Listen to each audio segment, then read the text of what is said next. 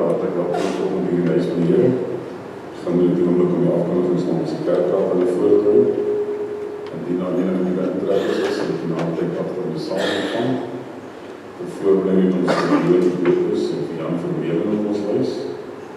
En dan ons het vanavond is die laatste Kersdiens hier in die dorp, dus by die hervormde kerk in die Oudenstraat. Hulle begin 17:45. En dan het so 'n verkenningsname die 16 Desember is daar 'n gelofte diens ook in die hervormde kerk in Belfast om 8:00. Daar sal ook 'n gelofte fees wees by die APK kerk en hulle kry ons nog die dag tyd van daai geleentheid. Dit is al van ons kant af geseënde diens vir elkeen.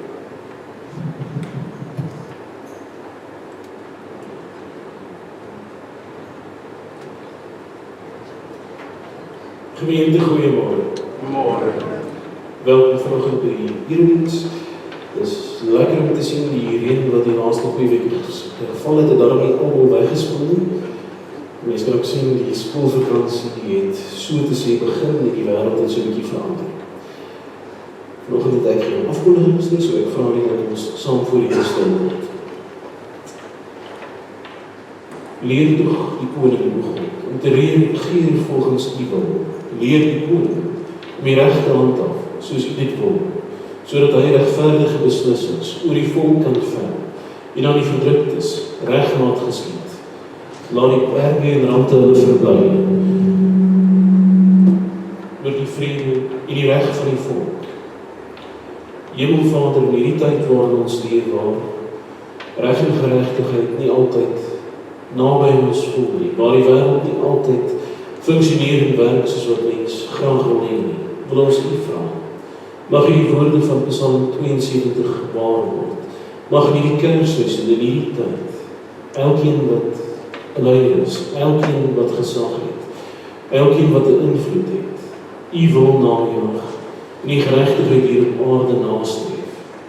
Here, dankie dat ons op u kan vertrou, dat geen situasie onberedeneerbaar is en dinge altyd kan draai in 'n beter rigting. Here, ons wil dank dat u met ons was hierdie jaar, dat u die matriekeksamen gevat het en al die ander skoliere die hulle eksamens. Dankie dat ons vandag hier kan wees en weet dat ons veilig aan die ander kant uitgekom het. Here, wees met elkeen wat in hierdie tyd op die paai is, wat op reis is, boot bewaar hulle, hou hulle veilig, bring hulle asseblief weer veilig in ons. Wees spesiaal op die matrieks, want in hierdie tyd die matriekvakansie gaan, mag dit wat hulle daar doen, reg wees, goed wees, en hulle veilig hou. Here, ons wil u ook vra om wees vanoggend hier met ons in die diens, mag dit wat ons doen, u naam verheerlik, en ons naby in jou. Amen. Wees gegroet in die naam van die Vader, die Seun en die Heilige Gees. Kom ons staan saam en loof die Here.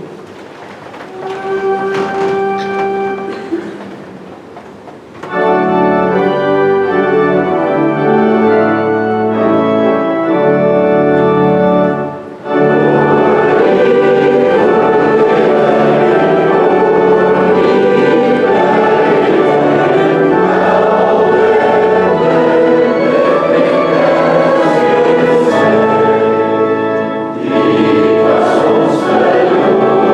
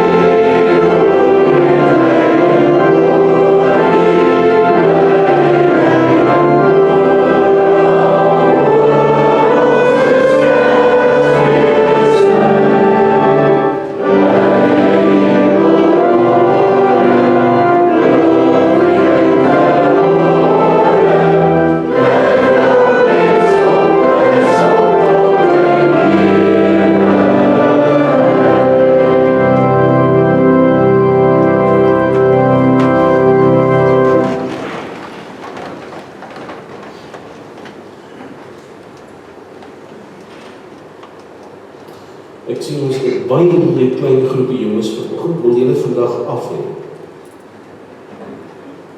Is dit 'n ja of 'n nee?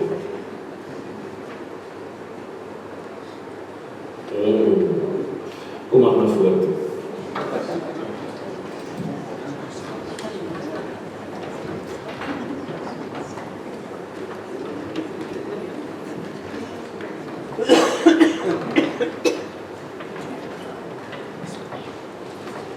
Julle kom maar hier so kom sit, dan kan ek julle mooier sien. So, as jy hier voor is, kan jy maar rustig sit. Ek was verkeerd, hier so groter groep is wat ek gedink het.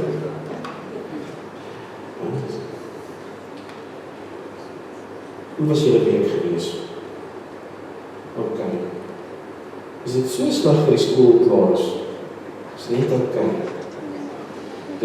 Die wêreld het baie verander van wat ek op skool was, want die eerste week van die Desember vakansie was vir my die fantastiese tyd ooit, want as geen manier het ek gedreig kan word, ons gaan terug skool toe nie, dit gaan nou vir 'n maand wees op iets lekker af is, dis somer, mens kan lekker buite speel en al daai goeders, as jy nie opgewonde daaroor nie. Ok, dit lyk nou daar 'n bietjie meer opgewonde, ek bly daaroor. Dis een van die lekker dinge vir Kersfees, dit is nie net 'n goeie tyd van liefde, geskenke en daai nie, dis ook lekker weer. So, ons kan lekker by die maatjies speel en lekker goed doen. En waarom dink julle is Kersfees belangrik? Ja. Ons hou fees vir Jesus se geboorte. Dis baie spesiaal en belangrik. Een van julle ander wat nog 'n idee het oor Kersfees ja? Mens kan liefde wys deur geskenke te gee. Ek hou van baie antwoord, dis ook baie goeie. Het nog een van julle ietsie wat van Kersfees sterk is?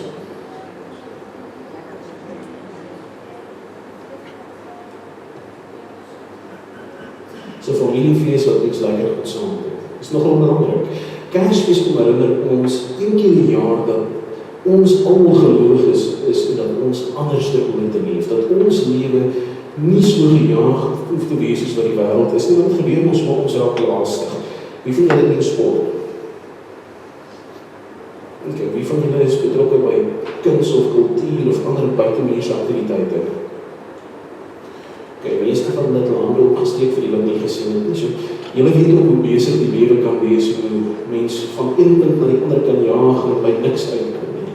In Kersfees dan kan mens doen wat Romeine 12 sê. Romeine 12 sê mens moet jou lewe verander, jou gedagtes op God rig en op daai manier seker maak mense is op koers. Elke jaar in die Kerstyd dan kry ons daai kans om weer vir onsself te sê, dis waaroor dit gaan, dis wat belangrik is, hierdie is wat saamkom. Belangrikste, Jesus wat na ons toe kom die groot geskenk. Ons wys omgee vir mekaar en is 'n tyd vir families, vriende en omgee. Dis 'n tyd waar ons weer kan sê, kyk, ek gaan weer uitkom by daai mense wat lank terug gesien het 'n verboodskapie stuur of vriendelik wees. En dis die vreemdste ding. Jy kan heel jaar Kersfees, maar Kersfees, as jy ewe skielik vriendelik raak of omgee of opgewonde is, niemand dink te snaaks nie. Hulle dink maar nie die Kers gogga het jou gebyt en dit gaan goed. So dis ons lekkerste geleentheid om ons lewe so 'n bietjie te draai en positief te wees. Soos ek hoop julle gaan raak oor die vakansie, want as dit so droewige swaar ding is, dan moet ons dalk by die skole praat en sê dat nie veel so lank afgegee nie. Alhoewel ek dink die onderwysers sal daar teenspoed. Kom ons bid saam. Here, dankie dat U vir ons lief is. Dankie dat U vir ons goed is. Dankie dat ons hierdie Kersseisoen herinner kan word aan wie en wat U is en alles wat U vir ons doen. Mag ons in die tyd U liefde, U genade, U vrede uitleef. Mag ons onthou waaroor dit regtig gaan en ook in mekaar omgee in die tyd. Mag ons die kans wat U ons gee as families, as vriende, tyd saam te spandeer, te waardeer. Hierdie tydjie wat ons lewe so 'n bietjie minder gejaagd is, mag ons die moeite doen wat nodig is. En help ons asseblief om op koers te bly. Amen.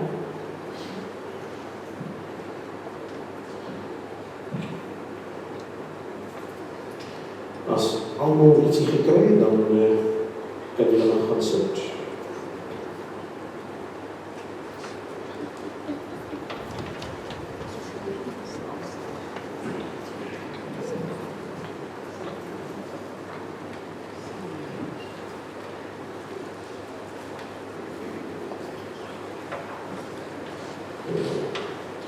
Antonie, daar is ook nog zoiets in die goed. Want ons het uitgeraak en daar is 2 wat nie gekry het nie.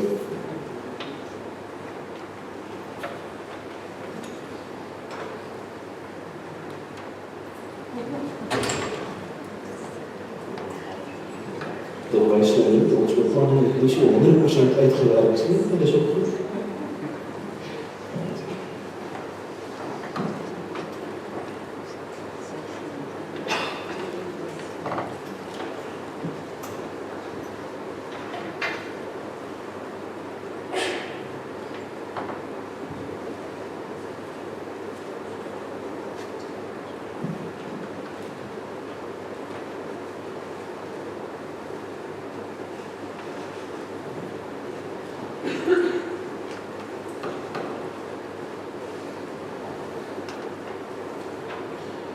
Ons is nou in die 2de week van Advent, dis vir die Dos Santos kinders daar so na regs.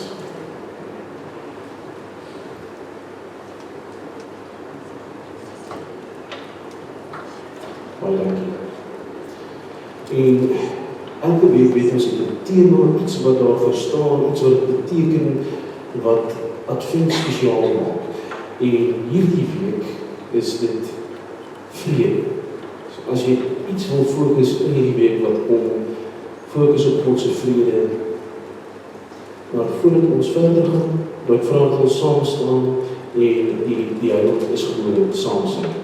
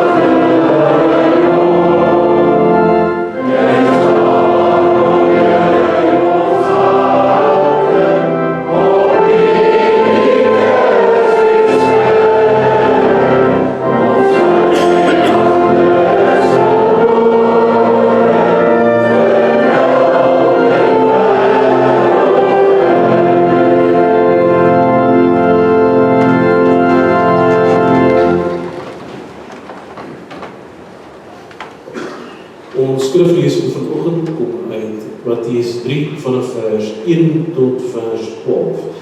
Matteus 3 vanaf vers 1 tot vers 12.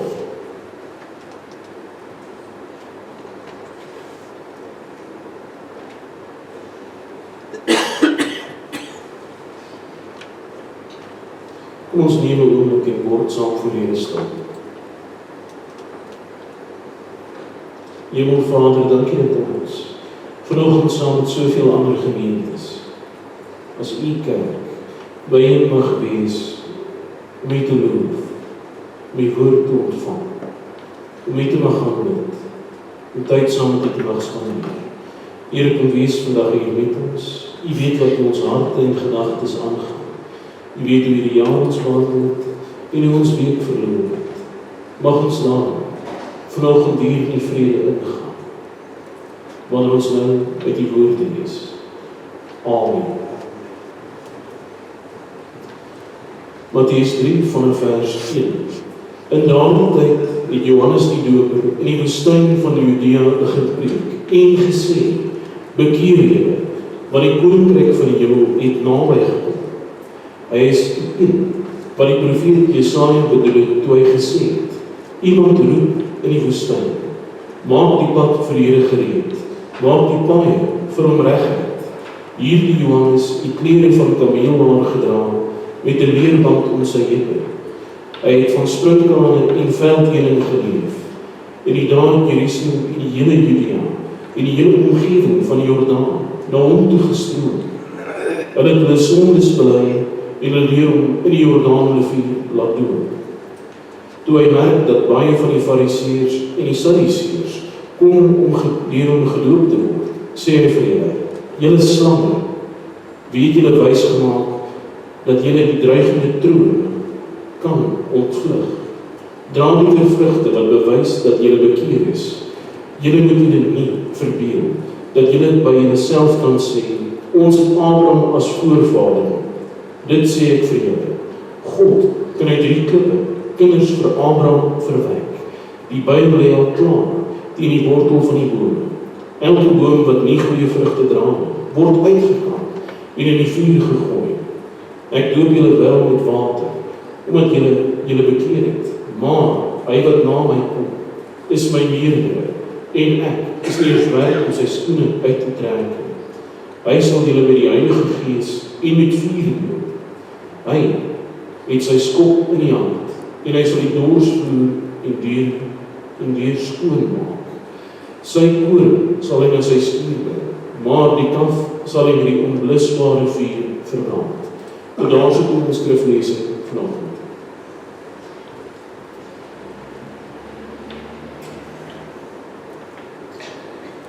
Laasweek was nou die eerste week van Advent, wat gister geëindig het, is die week van hoop, die week waar mens probeer hoopvol wees en in die wêreld hoop te bring. Die tweede week van Advent is die een waar daar gefokus word met vrede, maar vrede is 'n redelik interessante gedagte, want wat beteken vrede?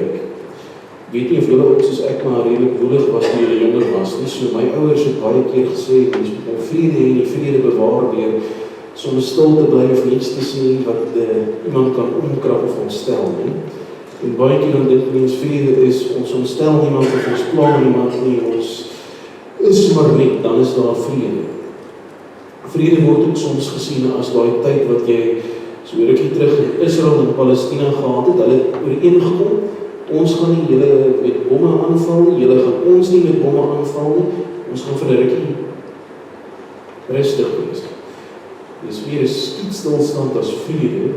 In die tyd wat Jesus op aarde was daar die vrede van Rome. Dis nou 'n vrede wat so gewerk het. Daar was soldate gewees en hulle werk was baie eenvoudig. As jy aanjaag, word jy gestraf. As jy 'n Romeinse burger het, dan kan jy eers die regproses gaan, maar as jy nie 'n Romeinse burger was nie, en jy jaag aan, dan kan jy alles verloor. So, die vrede was bewaar deur 'n baie maklike ding. Dis soos, hoekom ry mens by Fountain Hospitaal 80? Want as jy dit nie doen, nie kry jy boete. So, want jy bang is vir 'n boete doen nie wat reg is, wat die boortjies sê. En dit is wat hulle in daai tyd gedoen het. As jy aanjaag, maak as jy dood of maak jou lewe moeilik, so dit bring vrede, want almal is bang om enigiets te doen wat die vrede versteur. Maar Jesus kom sê, dit is nie hoe vrede noodwendig werk nie. Die vrede wat hy bring is anders. Dis 'n vrede waarin jy nie hoef te verloor iemand anders te bring nie. Dis 'n vrede wat kom wanneer mens verstaan wat God se wil en doel vir die wêreld is. Mens daar wil inval. Wanneer dit gebeur, is daar 'n ander tipe vrede wat oor die aarde heers. En in Jesaja 40 was daar Die profeet wat gesê het, iemand sal kom, 'n stem in die wildernis, en hy sal uitroep dat die weg gereed gemaak word vir die groot vredesdag vir die Here wat kom, wanneer alles verander.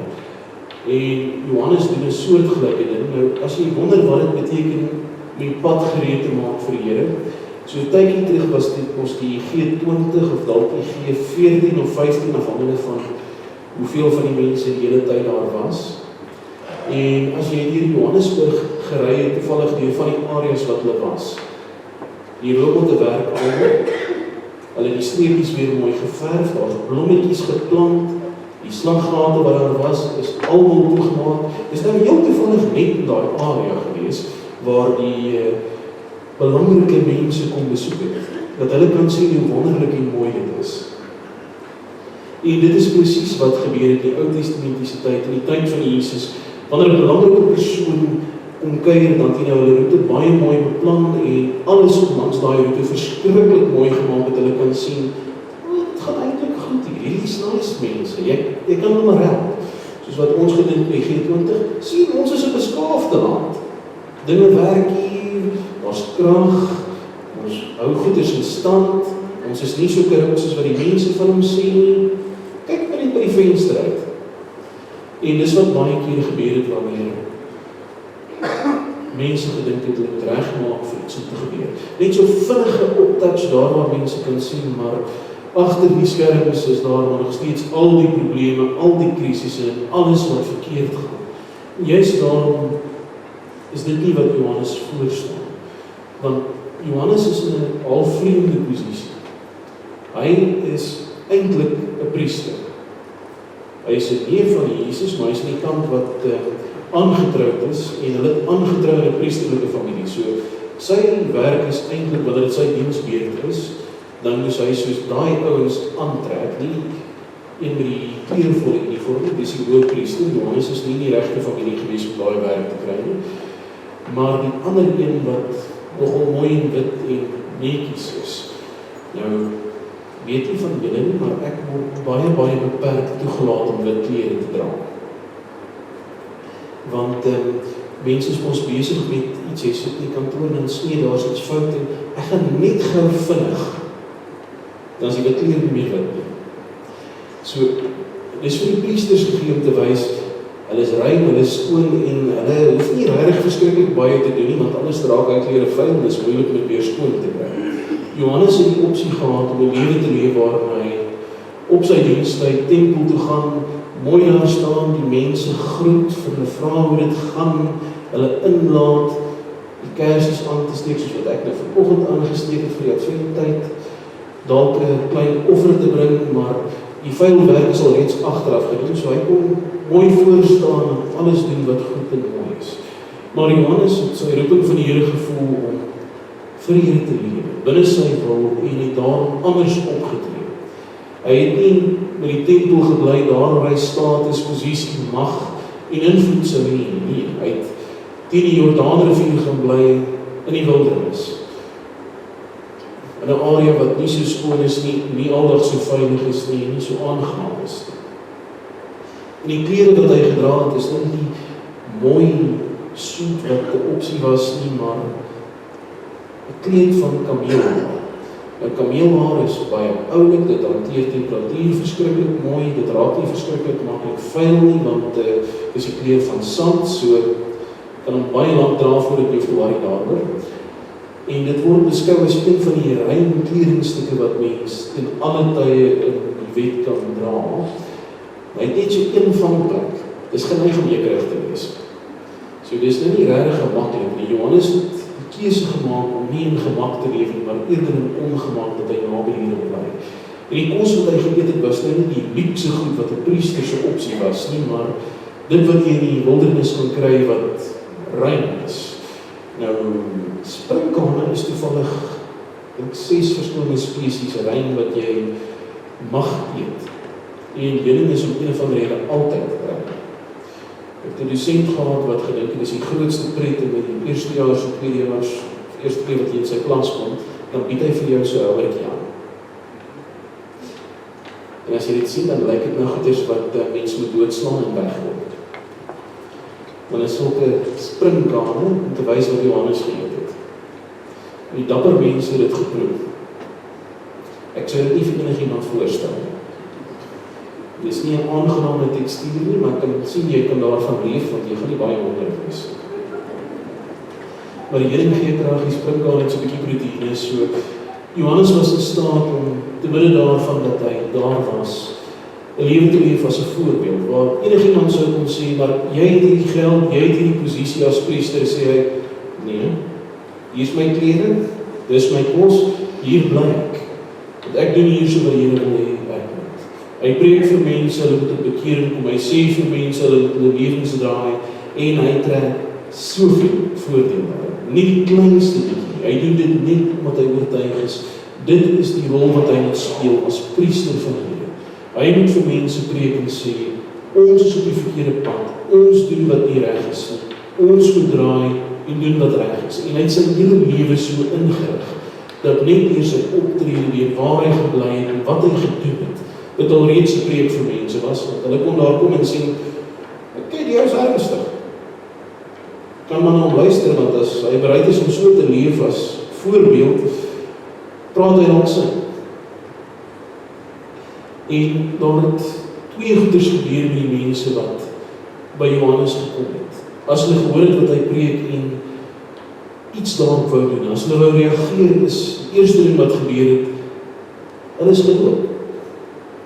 Hulle het in die Jordaan gegaan, kop onder die water, dis nie soos van die groot dope wat ons vandag sien met wit klere nie, dit is ook as teken van reinheid en skoonheid, maar dis anders as die doop wat ons hier so bedien, of nou 'n kind of 'n volwassene is, vir 'n baie eenvoudige rede. Die doop was 'n Joodse ritueel gewees, oorwêreld ek het aangejaag.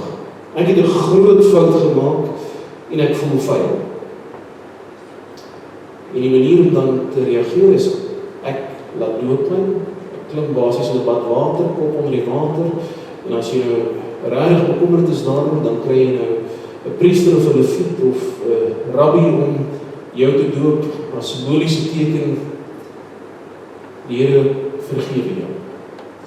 Dis daai ekwivalent van, mens was jou hande voordat jy met kos werk of eet. Dis 'n baie mooi simboliese aksie gewees, maar dis nie 'n ding gewees wat noodwendig een keer gebeur het. Ons doop as teken van God se verbond, dat ons deel van sy genade is, dat hy ons skoon gewas het. Maar daarso was dit nog baie meer gereelde ding, totdat Jesus die doop gebring het, wat met die Heilige Gees is. En wanneer mens dit ontvang, dan is dit 'n ander storie. Die ander ding wat ook gebeur het, is, hulle moes hulle sondes bely het. Dit is deels hoekom Jesus so klein bietjie saggies gestel kooi was met die Fariseërs en die Sadduseërs, wat hy ander geslag of slange noem. Basies 'n skelm varkmense. As mens nou in beleefde Afrikaans wil vertaal, is hy redelik beledigend geweest. As jy nou in oordentlike Afrikaans wil dink aan 'n oordentlike belediging wat jy vir iemand kan gee, dis basies wat Johannes gedoen het.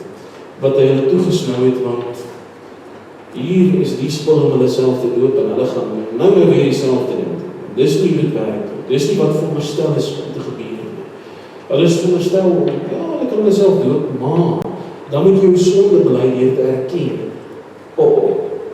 Ek het die pad gemis, ek het gedoen wat verkeerd is, ek was nie heeltemal perfek nie, ek het die Here nodig, sonder sy genade mis ek die punt.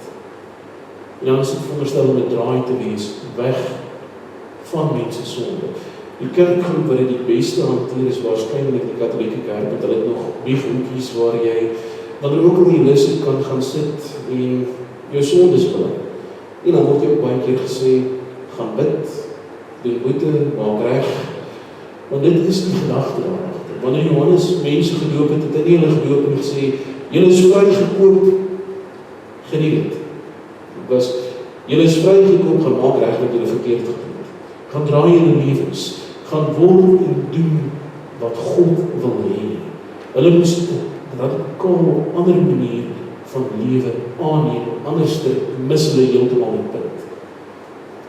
En dis juist hoe Johannes die skynheiliges, die Fariseërs en die Sadduseërs skerp aanspreek, want hierdie is ouens wat die wet geken het. Dis mense wat, as jy vir hulle gevra het, wat staan in Levitikus 3 vers 16, So hulle anderster as ek dit perfek kan aanpak. Ek kan vir julle sê, dit staan in Johannes 3 vers 16, maar Levitikus 3 vers 16 glad.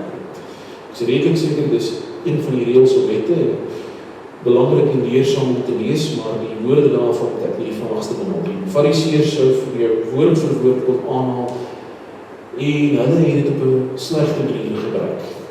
Hulle het dit hanteer as, hierdie is die wet van God. Dit is wat God sê ons moet doen. So as ek dit baie goed ken, dan kan ek uitvind waarmee ek kan wegkom.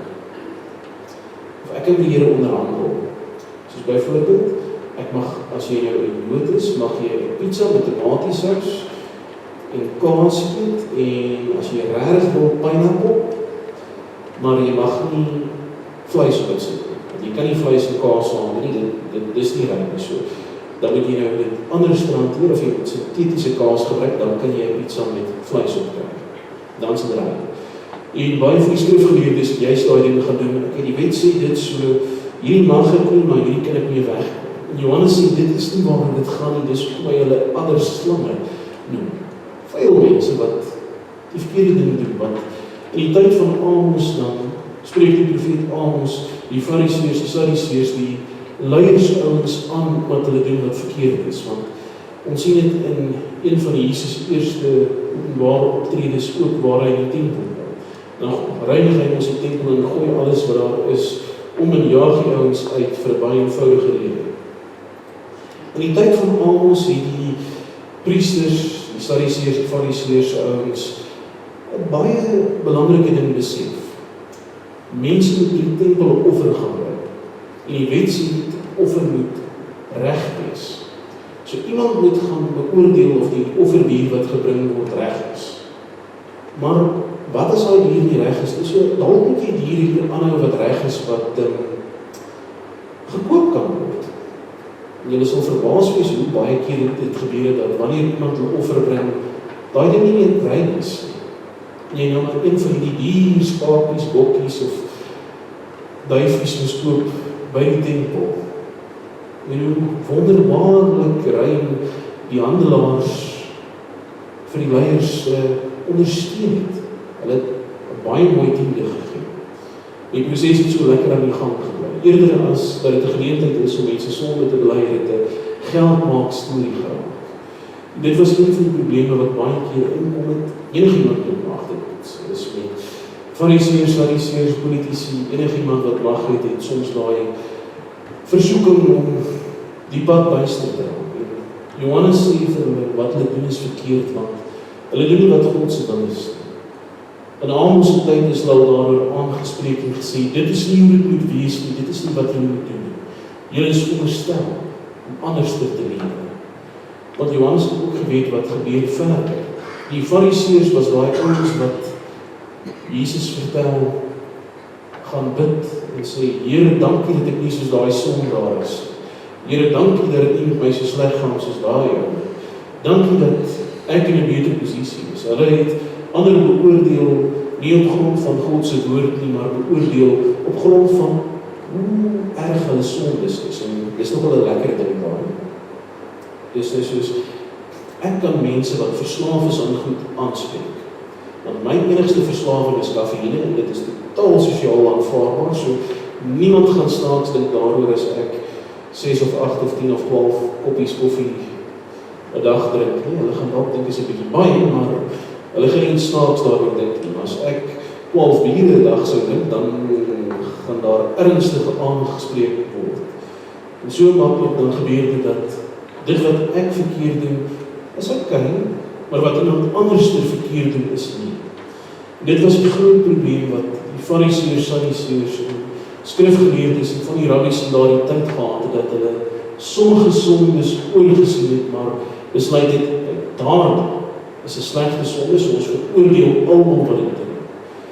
En Johannes kom sê vir die mense, deur die Fariseërs en die Sadduseërs aangevat, dat niemand in God se vrede kan ingaan, niemand die weg kan gereed maak, terwyl hulle iemand anders te oordeel, terwyl hulle meer kyk op enigiemand anders. Jy kan nie sê, ek wil God se vrede ingaan en God se wil doen, as mens self God speel. Die Bybel sê vir ons, die enigste een wat die reg het om te oordeel, is God. Het sê, God het die reg om te oordeel en dan mag ek ander ouens veroordeel omdat hulle sondig, net sê, God mag veroordeel. Met dieselfde maat wat jy meet, sal jy gemeet word. Daarom hanteer hy hulle skerp en kwaad. En dit is nie wat het is om die Godse vrede te wees. Dit is nie om die weg gereed te maak. Mens maak die weg vir julle gereed deur mense lewens te verander, deur om Godse vrede hier op aarde te bring. Johannes doen dit op 'n goeie manier. Hy wys vir ons hoe om vrede met alle mense te maak. En nog beter, wanneer Jesus kom, wanneer hy op aarde is, dan beweeg hy tussen mense en hy kom nie daar in Samaria by die put, by die vrou wat 5 vrouens gehad het, die een wat sy nou het is ook nie jare nie, soos hy bly in sonde saam, en sy David vra, gaan jy weg wees met ry? Hy sê vir haar, kan ek water kry? Alles sy ry. Al sou dit beteken ritueel moet hy homself gaan reinig, spandeer hy tyd. Wanneer 'n Melaatse staan toe kom, vat hy nie 'n stok en sê, dis so naby as wat jy mag kom. Hy hanteer dit met liefde en dienings. Romeine sê vir ons dat so ver as wat moontlik is met ons in vrede, met alle mense bly. Dit vra dat ek, die eie ek wat in my is, een kan sit. En nie my wil najaag, maar God se wil. Want wanneer mens God se wil najaag, dan kom daar 'n vrede in mense hart. Ek dink die grapie is al te veel vertel, die voorbeeld ook, maar dit werk ons soms so dat mense sien iemand anders doen nou goed en dan wil jy ook so goed doen, jy is bietjie jaloers daarop. Hulle kry 'n motorfiets, ek moet 'n motorfiets kry. Hulle kry 'n groter motorfiets, ek moet 'n groter motorfiets kry. Hulle bou 'n aftak, ek moet 'n aftak bou. Hulle sit 'n braaier by, moet ook 'n braaier by sit. As mense aarde enigiets najaag om jou te bevredig, dan gaan mens altyd ontevrede, ongelukkig daarmee wees, en gaan mens nooit op daai punt kom wat jy kan sê, ek het genoeg, ek is gelukkig. Want ons mylpaal beweeg altyd vorentoe. Want ons is mos geneig om te sê, hierdie ouens is omtrent in dieselfde vlak as ek, daai ouens is bo my, so ek wil soos hulle wees. Ek kyk net onder toe en sien, gaan eintlik baie goed met my. Ek is heel happy met waar ek is. En die wêreld is geneig om ons al hoe meer so te maak. En elke advertensie, elke storie wat mens kyk, wys dit vir mens wat die lewensstandaard is, wat nodig is om gelukkig te wees, wat nodig is om vrede te ervaar, en deur die eeue is die een ding wat seker is, hoe meer mense dit najaag, hoe minder kry dit. Wanneer ons vrede kry, moet ons God se wil nastreef. En ons doen dit deur sover as moontlik te wees, en vrede met ander te lewe. Want daai is ook 'n gelowige, daai is ook iemand wat op pad met die Here loop, hulle het dalk hulle foute, anders sê jy nie, drink hulle dalk nie 12 koppies koffie 'n dag, hulle drink dalk 12 glase Coke. Hoe die gas beweeg word, weet ek nie, maar kry daar vloeistof in. En dis hulle saak. Ons is veronderstel om hier in die tyd wat ons van is, hier op aarde, 'n voorbeeld van God se vrede te wees, 'n voorbeeld daarvan dat te midde van omstandighede, te midde van wat aangaan, ons rustig is. Johannes die Doper was nie een van die rykste mense gewees nie, sy invloed was minimaal gewees, sy besittings sou in 'n aktetas kon pas, en hy het in absolute vrede geleef, want hy het geweet hy is binne God se wil. Ons word na Adventtyd, in Kerstyd genooi, om so te maak, om God se wil na te streef en te gaan doen. Want wanneer ons dit doen, dan vind ons vrede. Dan is ons 'n woord en daad in wat ons doen. 'n voorbeeld van diens, 'n voorbeeld van vrede. Dan maak ons die weg vir die Here gereed. En dan is ons nie soos wat gebeur in Johannesburg, waar al die mooi slaggaatjies op een koel reggemaak is, maar alles anders is nog in by. Dan spreek mens dit wat onderliggend verkeerd is aan. En maak jy die wêreld 'n beter plek. Ons grootste probleem in hierdie wêreld is verhoudings tussen mense. Ons oor mekaar voel, ons na mekaar kyk, en ons mekaar behandel.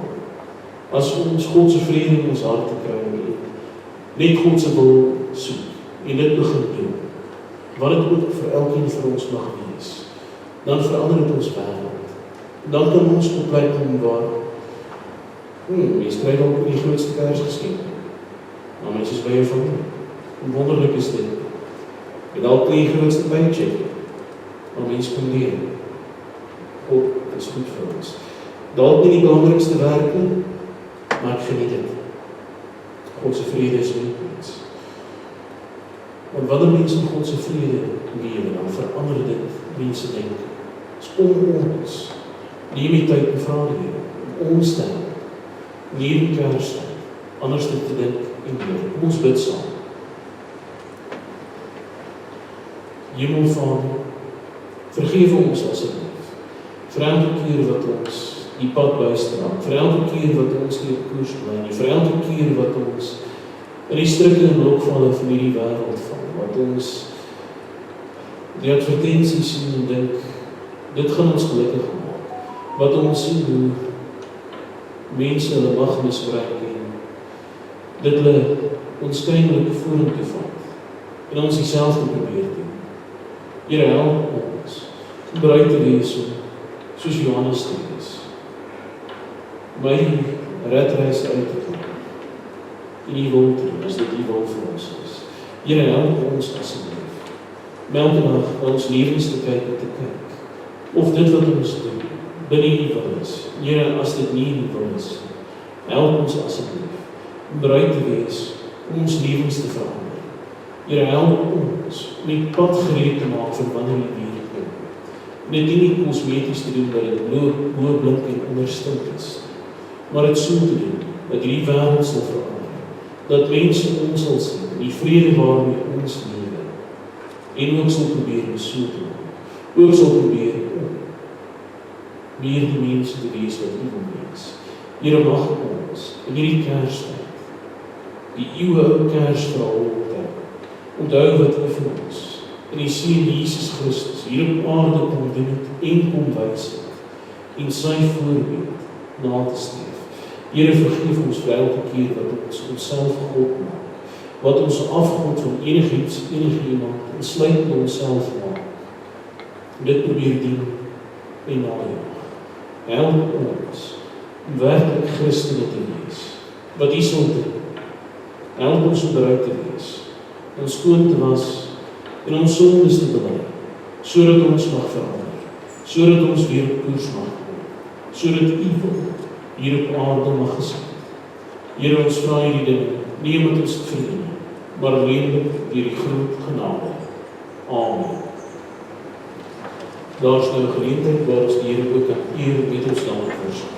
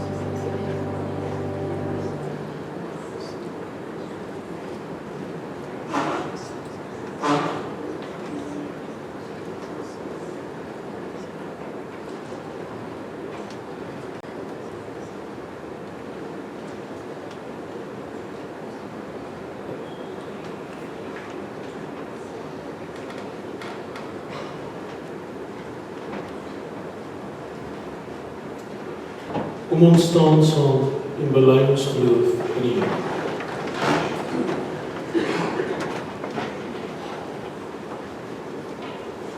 Kom ons bely saam. Ons glo in een God, die almagtige Vader, die skepper van hemel en aarde, van alle sienlike en onsienlike, in een Heer Jesus Christus, die eniggebore Seun van God, gebore uit die Vader voor alle tye. God uit God, lig uit lig, waaragtige God uit waaragtige God, verwek nie gemaak nie, een in wese met die Vader, deur wie alle dinge ontstaan het, wat terwille van ons, die mens, terwille van ons saligheid, neergedaan het uit die hemel, vlees geword het, deur die Heilige Gees, uit die maagd Maria, en mens geword het, wat self vir ons gekruisig is, onder Pontius Pilatus, gelyd en begrawe is, en op die derde dag opgestaan het, volgens die skrifte, wat opgevaar het na die hemel, en wat sit aan die regterhand van die Vader, wat weer sal kom met heerlikheid om te oordeel, oor die wat nog lewe en die wat reeds gesterf het, wie se koningsheerskappy geen einde sal hê, en in die Heilige Gees, die Heer en lewend maker, wat van die Vader en die Seun uitgaan, wat saam met die Vader en die Seun aanbid en verheerlik word, wat gespreek het deur die heilige profete. Ons glo aan een algemene kerk, gegrond op die leer van die apostels. Ons bely een doop tot vergifnis van sondes. Ons verwag die opstanding van die ontslapenes en die lewe van die toekomstige eeuw. Amen. Ons loof die Here met ons loflied.